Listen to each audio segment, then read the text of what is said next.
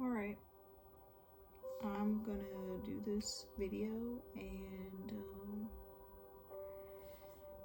I feel like I have to do this because I am tired of hiding. I'm tired of hurting myself and I kind of just want to move on. I know I did a video a couple, like 8 months ago, maybe less. It was a couple months ago, who cares? But I did a video a couple months back starting my story. And I don't fully know what I said in the video. I just know that it was something God wanted me to do at the time. And I feel as though, I don't know, I was apprehensive to share the next part of my story. But I also don't even know if I really fully shared the first part of my story before I even had my daughter and met her dad and gave my life to Christ, you know? And so I feel like I have to start all over again. And I have to share the full story, the real story, without being ashamed, without being scared, without caring who could possibly watch and I feel as though I did that in the last video. But today, when I was sitting with God, I felt like I needed to go back and fully share. And so that's what I'm gonna do. Praying that I have enough storage on my phone. I don't have a big enough SD card on my camera, which is what I wanted to use to record this, but I don't have enough space, so I need to get a bigger SD card. So we're just gonna jump into it. I felt some feelings today, kind of anger, because of all the things that I've been through in my life. I've kind of just taken them to the chin, and I just kept going, I guess, you know? And so, you know, I had my feelings in the moment, but I just went past it. But today, when I was sitting with God, I realized that I am angry. I am mad at the fact that I am a single mom and I don't have a family support system. Yes, I'm a Christian and we're in the body of Christ, but listen, how about this? I'm just gonna say what I want to say, and y'all can do whatever you want to do with it. You can add in your, well, you shouldn't look at it that way. Listen, I am a very intellectually sound person. My mind is always going, and so anything you say, I probably have already thought about it. And so I've already, told God, I know you don't want us to look at what we don't have. We should look at what we do have. I know this already. But I want to be honest. Because today, I was mad. I am mad that people have treated me however they have wanted to treat me. And I don't get as much as a sorry. Not a sorry, not changed behavior. If they do say sorry, it's not very genuine. It's like people just don't care. People do not care about me, and it's insane. And it's from the time where I was a kid up until now. And so if I just start from the beginning of my life of just being a kid and growing up, I always had this feeling of not belonging, not feeling as though I was a part of the family I was already in. And so I grew up, as I'm growing up, I had 2 younger brothers, and we lived in a house with my mom and, their dad, who I thought was my dad at the time. But as I was growing up, like, I would sit at recess by myself and read books. Like, I was just so depressed. As a kid, like, I'm in elementary school and I'm depressed. Of course, I didn't know what it was. I didn't know that word, but I look back now and I'm like, dang, I was sad. And praise the Lord that he just kept me through all of that. But growing up was really hard for me. And I'm growing up, and I had this sense of not belonging, and I was already being molested by my stepdad's dad at the time, so my grandpa. Um, I don't know when it started. I have no idea. I have no idea when it started. I just knew it was happening. And so, but it probably was started while I was in elementary school, so I was a kid.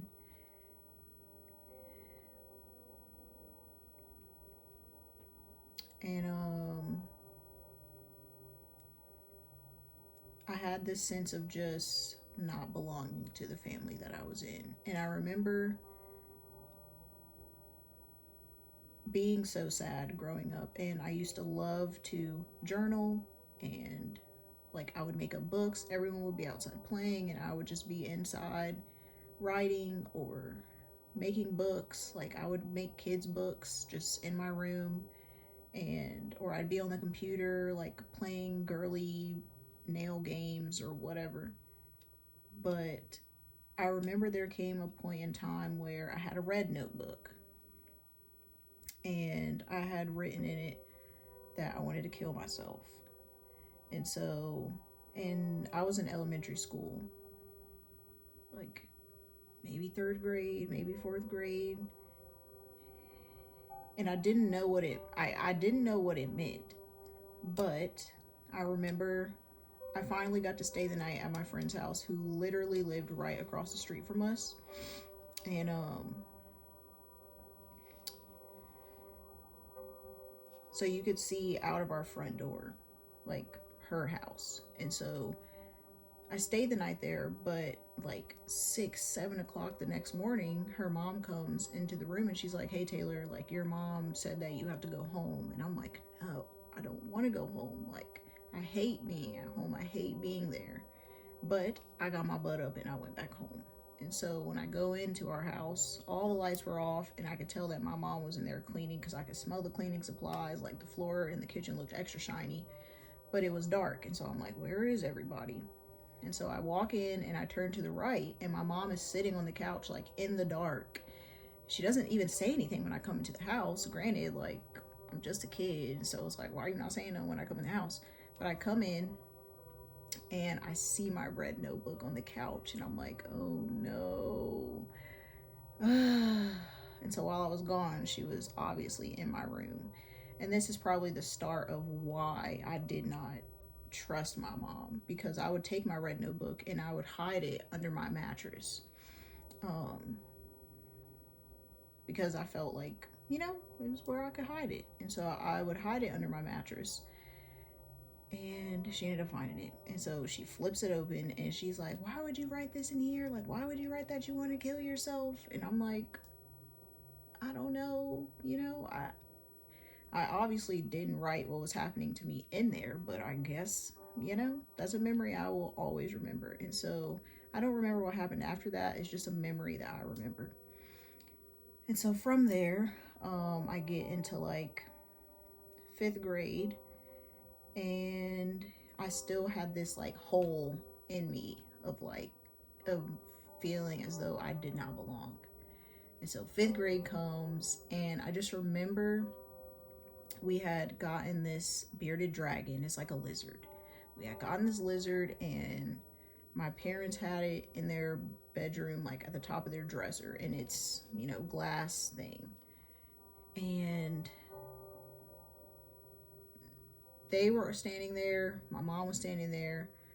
My dad was standing there. And then they were like, I think maybe he was holding both of my brothers up so they could see the bearded dragon. And they're all standing there looking at it, but I'm standing in the doorway looking at them look at it. And I'm just standing there. I'm not saying anything. I don't even think they knew I was there, but I stood there and I was just like, I don't belong here. Like, I don't belong in this family. I don't know what it is, but I don't belong here. So I stood there for a little bit, and I went to my room down the hallway. I shut the door, I locked it, and I cried in my room in the dark. And eventually, so now, like, this is 2008, and I guess I'm 10, and we had a like class field trip to the Baltimore Aquarium to like end the school year, I guess. And I wanted my mom to come with me as a chaperone on the field trip. I wanted her to come. I don't know why I wanted her to come, but I wanted her to come. And she, you know, we go through the field trip. She actually drives her van up to Baltimore, and I ride the bus with my friends. But on the way back, I was like, I'll just ride back home with you, because what's the point of me stopping at the school when we can just ride back home together? And so I get in the car with her, and me just being the kid that I was, you know, I started having this feeling of just ask her, just ask her, just ask her. And I asked her. There ends up being a car accident on the highway. It was pretty bad because we were stuck for like 2 hours. And I'm sitting in the front with her, and I decided this time to ask her if my dad was my dad. And so I asked her, I'm like, is my dad my dad? And she is like, no, he's not. Just straight, just no, he's not. Wow. And so I'm like, what the heck? And she tells me, when we get home, I'll show you a picture of your dad. And I'm like, okay. And so the rest of the ride back home, like, my feelings is hurt. I'm like, dang, bruh. Like, I had to ask for you to tell me. And at this point, I'm 10. And I was a very smart kid. So she could have sat me down and told me anytime, you know, like, hey, this is not your dad. You know, this is going on with your dad. We moved here. You know, I met somebody else, blah, blah, blah. Nothing. I'm like, dang, if I wouldn't have asked, would you have ever told me? Because I wouldn't have known, but I just had this feeling that I just did not belong in this family. And obviously I knew she was my mom, but something told me that's not your dad.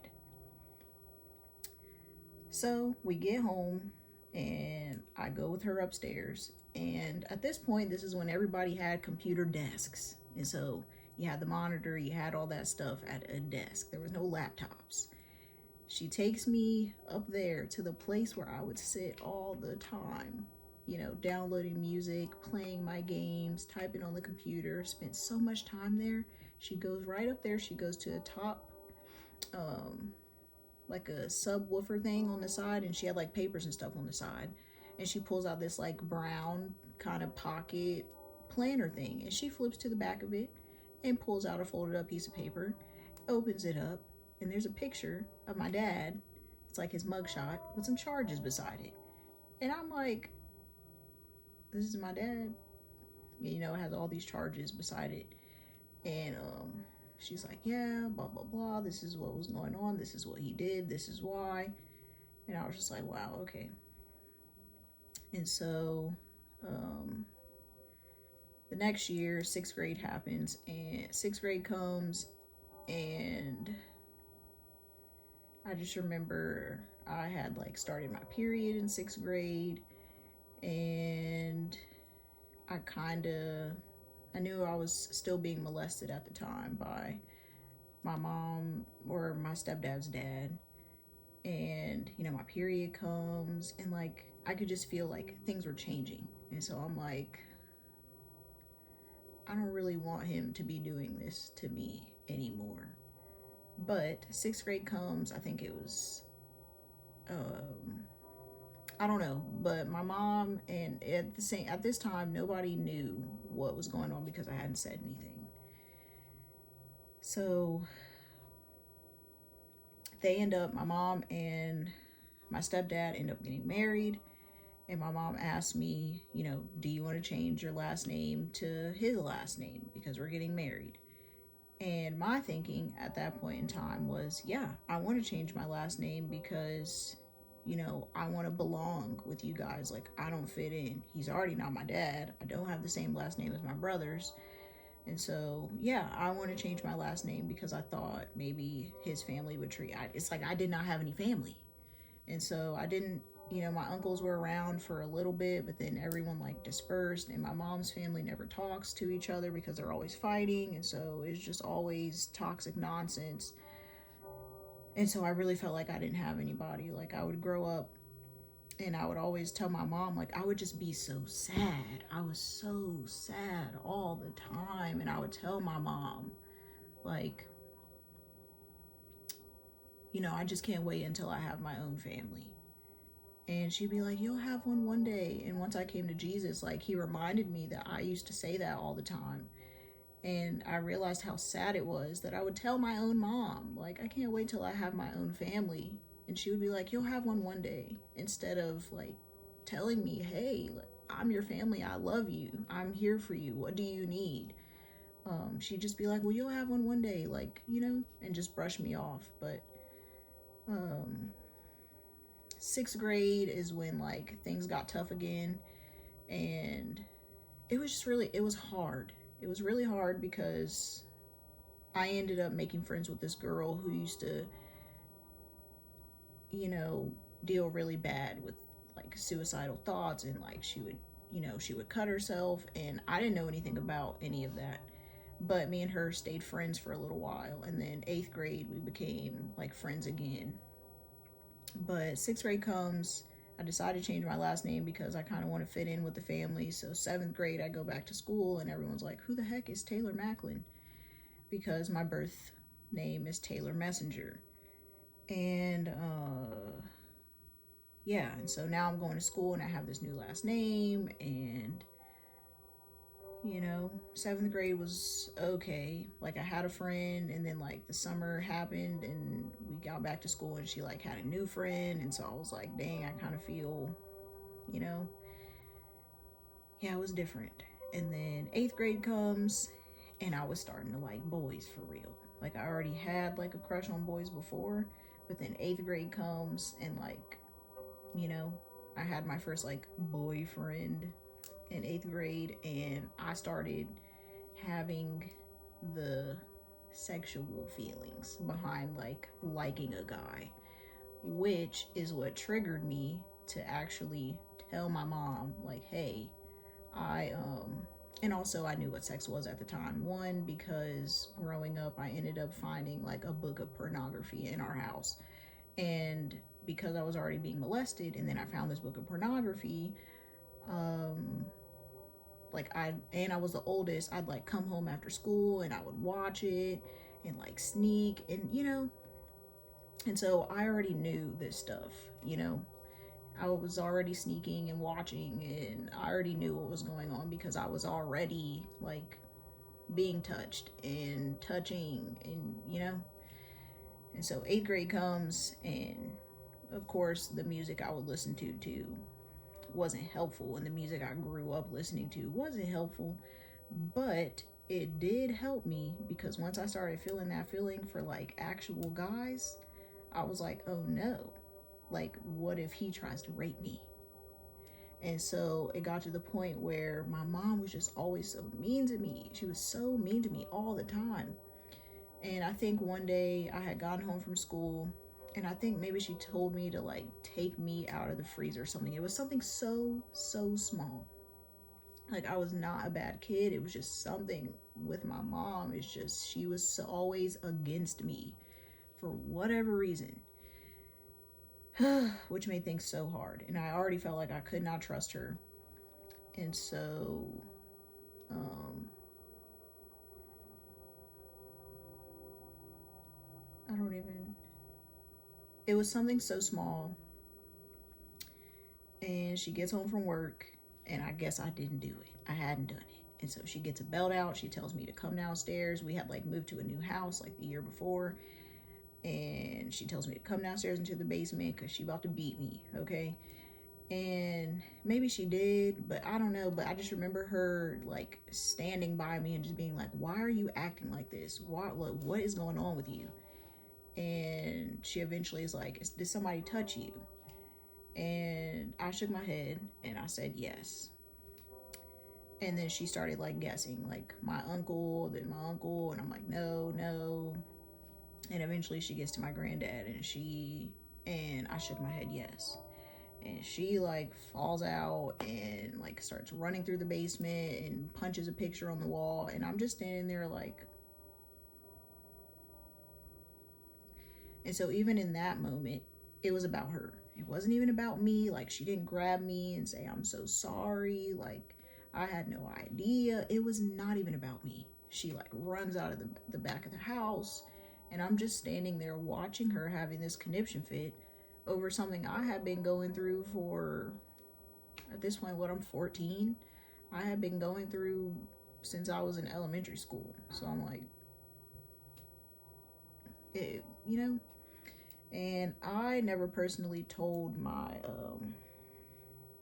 stepdad what happened, but obviously she told him. And you know, they had their talk about it. He ended up like cheating on my mom pretty bad after this, and it was just terrible. It was like my mom like completely fell apart after this.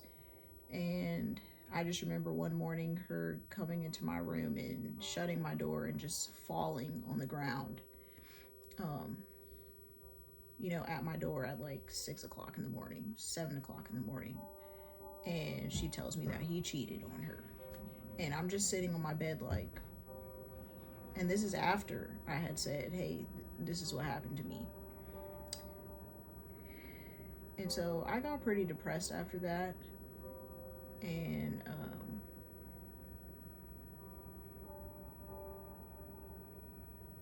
I don't know. I remember there was one morning my mom came into my room and I was just really, really sad. And I don't know what she said to me. She was like kind of trying to be nice. I don't remember what she said, but I do remember she was like kind of trying to be nice. But when my mom was trying to be nice, it just always felt disingenuous from her. And, you know, after that, I don't remember exactly the time, like how many days or how far apart whatever happened, but I do remember after that my mom ended up having me like get in the car with her, get in the van with her, and she asked me did I want to go and like tell the police about it. And she like drove me downtown to the police station or whatever, and we're sitting outside the police station and I'm like, no, you know, I don't want to. And I'm 14, I'm in 8th grade. And I told her the reason why I didn't want to was because I didn't want to hurt my stepdad's feelings. And, you know, she was kind of just like, are you sure? Like, are you sure you don't want to? And so I didn't. But I think she ended up like reaching out to the police. And I wish in that moment she would have kind of made me like, no, this is what we're doing. This is not right. But instead she was like, okay. And, you know, we drove back home. And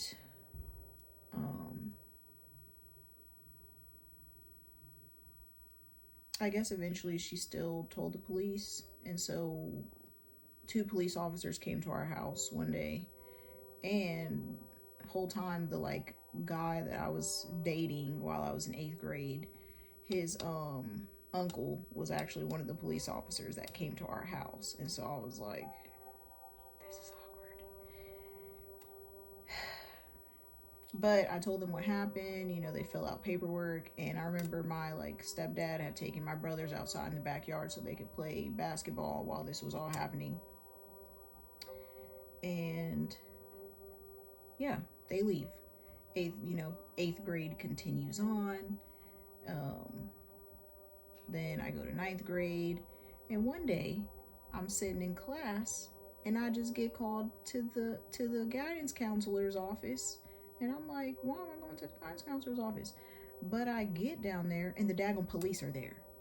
And I'm like, this is what I was trying to avoid. Like, I did not want this to be in a newspaper. Like, I remember asking my mom, like, if I go in there, like, are they going to put it in a newspaper? Like, are people going to know, like, it was me? Now that I'm older, I was a kid, so no, you know, it wouldn't have been my information. But I don't know. I just didn't. I just wanted it to be concealed. And it shouldn't have been. It shouldn't have been this like silent thing. It shouldn't have been pretty much covered up.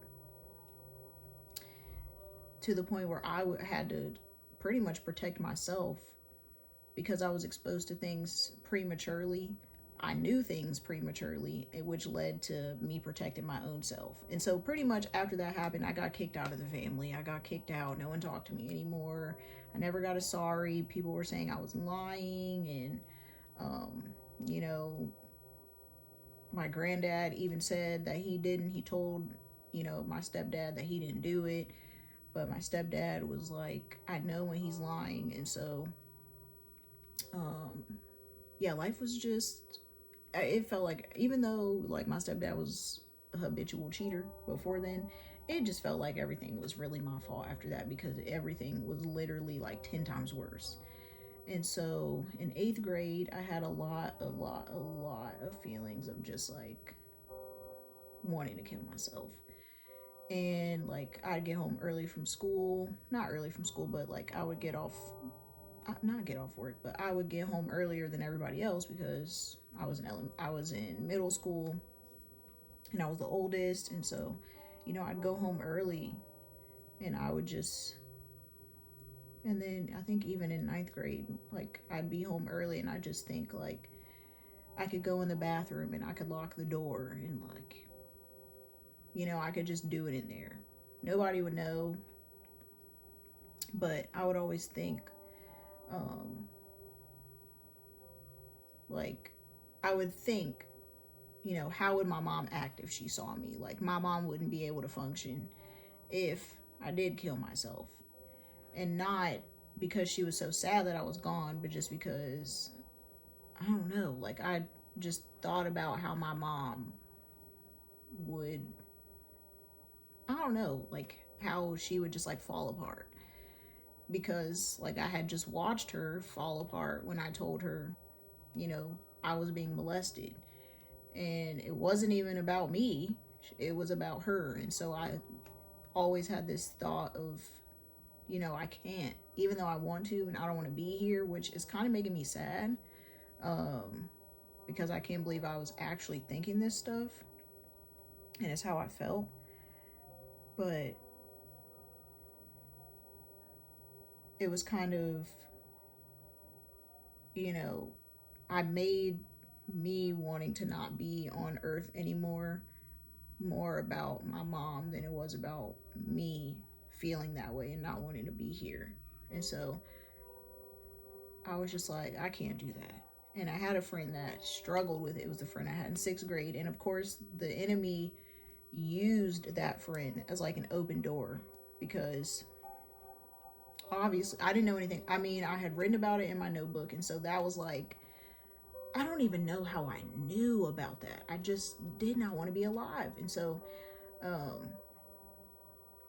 the enemy used that friend from a young age to like plant those seeds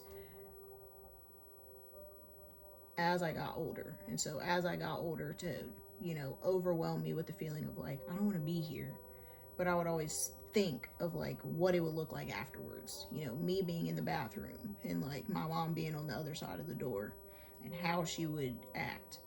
And so I wouldn't. And you know, I've never really spoken about who did it and what happened to me. I just kept it moving. I told like once I got like started dating someone, eventually I felt like I was comfortable enough to tell them what had happened. And so I did. I think I told like maybe one of my friends, but that was really it.